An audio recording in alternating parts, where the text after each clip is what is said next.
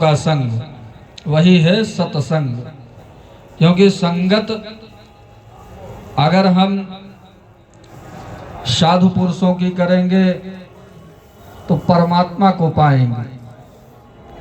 जुआरी का संग करेंगे, जुआ खेलना सीखेंगे।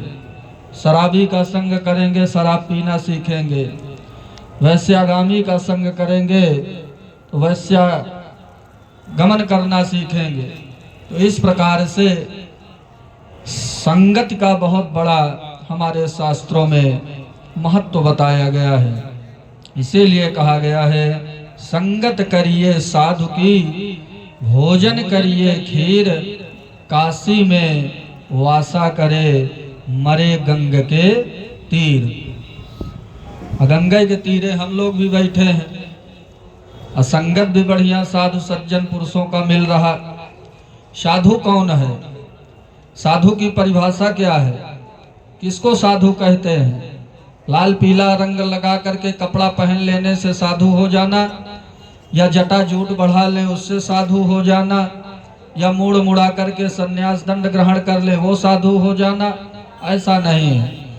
गोस्वामी तुलसीदास जी महाराज से पूछा गया, साधु कौन है? साधु की परिभाषा क्या, संत की परिभाषा क्या है? तो गोस्वामी जी लिखना तो चाहे, लिख तो दिया पहले पंक्ति में कि संत हृदय नव नीत समाना, संत हृदय नव नवनीत समाना। गोस्वामी जी लिख दिए नवनीत समाना। नवनीत क्या है? नवनीत को कहा गया है मक्खन। मक्खन को नवनीत कहते हैं।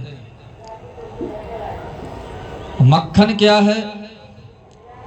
मक्खन है लौकिक वस्तु, मृत्युलोक में प्राप्त होने वाली वस्तु लौकिक मक्खन। ये तो गलत परिभाषा लिख दिया गोस्वामी जी।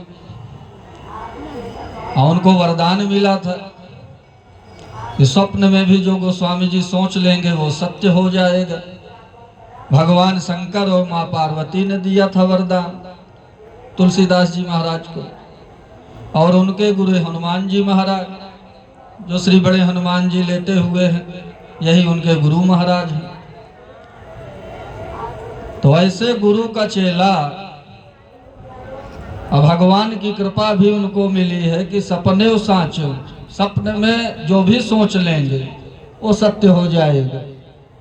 ये तो गलत हो गया यहाँ पे, क्योंकि नवनीत जो मक्खन है वो मक्खन लौकिक है। हनुमान जी ने कहा ये तुम तो तुलना गलत कर दी है संत की। संत हृदय नवनीत समाना, संतों का हृदय मक्खन के समान है, ये तो गलत परिभाषा हो गई। तो क्या करूं, इसको काट दूं क्या? हनुमान जी ने कहा काट भी नहीं सकते, क्योंकि तुम्हें तो वरदान मिला है, कट सकती नहीं जो तुमने लिख दिया। अब बड़प्पन उसी में है कि अपनी गलती को तुम सबके सामने स्वीकार करो। अपनी गलती जो तुमने लिख दिया, इसको पूरे संत समाज, पूरे समाज के सामने तुमको स्वीकार करना पड़ेगा। तो क्या कहा लिखो, संत हृदय नव नीत समाना, कहा कभी न पर कहीं न जाना। कहे तो कभी, लिखे तो, लेकिन कहते नहीं बना। अपनी गलती को स्वीकार कर लिया। जो अपनी गलती को सबके सामने स्वीकार कर लेता है वो महान होता है।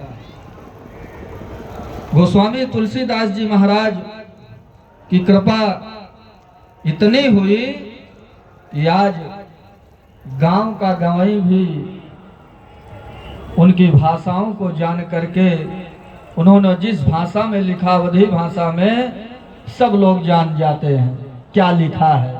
वेद पुराण थोड़ी कोई पढ़ पाएगा।